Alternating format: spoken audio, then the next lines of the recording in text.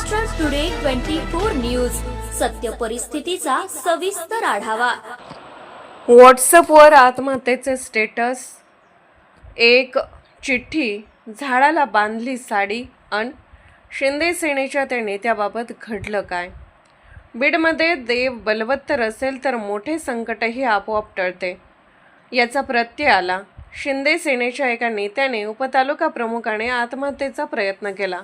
त्यासाठी साडीही झाडाला बांधली, पण देवाच्या मनात काही वेगळंच होतं। व्हॉट्सअपवर आत्महत्येचे स्टेटस, एक चिठ्ठी, झाडाला बांधली साडी आणि शिंदे सेनेच्या त्या नेत्याबाबत घडलं काय? देव बलवत्तर म्हणून बचावले। शिंदे सेनेचे बीड उपतालुका प्रमुख भारत देवकते यांनी बीड जवळील म्हसोबा फाटा परिसरात बाभळीच्या झाडाला साडीने गळफास घेऊन आत्महत्या करण्याचा प्रयत्न केला। त्यांनी व्हॉट्सअपवर अगोदर स्टेटस ठेवलं, एक चिठ्ठीही लिहिली। त्यांच्या मनात भावनांची कालवाकालव सुरू होती। त्यांनी बाभळीच्या झाडाला साडी बांधली, त्यानंतर त्यांनी सर्वांची आठवण काढली, गळफास लावला आणि स्वतःला त्यावर झोकून दिलं। पण त्यांचं नशीब बलवत्तर होतं, साडी फाटली आणि ते खाली पडले। तोपर्यंत अनेकांनी म्हसोबा फाट्याकडे धाव घेतली होती। त्यांना तातडीने रुग्णालयात हलवण्यात आले। आत्महत्येचे पाऊल उचलण्यापूर्वी देवकते यांनी आपल्या व्हॉट्सअप स्टेटसवर एक चिठ्ठी आणि गळ्यात साडी बांधलेला फोटो ठेवला होता।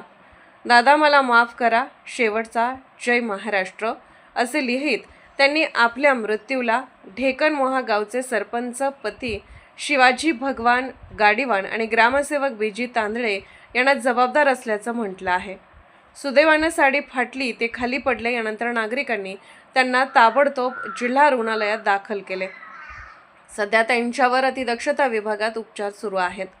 भारत देवकते यांनी स्टेटस मागील चिठ्ठीत नमूद केले आहे की मी गावातील गायगोटा, विहीर, शेततळे यासारखी कामे निशुल्क दरात करण्याचे ठरवले होते, मात्र सरपंचपती आणि ग्रामसेवक यांना हे मान्य नव्हते। त्यांच्या मनमानी कारभारामुळे आणि सततच्या मानसिक त्रासामुळे मी माझे जीवन संपवत आहे। या दोघांना माझ्या मृत्यूसाठी दोषी धरून त्यांच्यावर कारवाई करण्यात यावी अशी मागणी चिठ्ठीतून देवकते यांनी केली आहे। त्यांच्या या चिठ्ठीने खळबळ उडाली आहे। तर देवकते यांनी आपल्या मित्रांना आणि शिवसैनिकांना उद्देशून लिहिलेल्या पत्रात स्पष्ट केले आहे की या निर्णयासाठी त्यांची पत्नी, मुलगा किंवा कुटुंबातील कोणालाही दोषी धरू नये। तसेच त्यांनी जिल्हा प्रमुख अनिल जगताप यांनाही शेवटचा जय महाराष्ट्र केला आहे।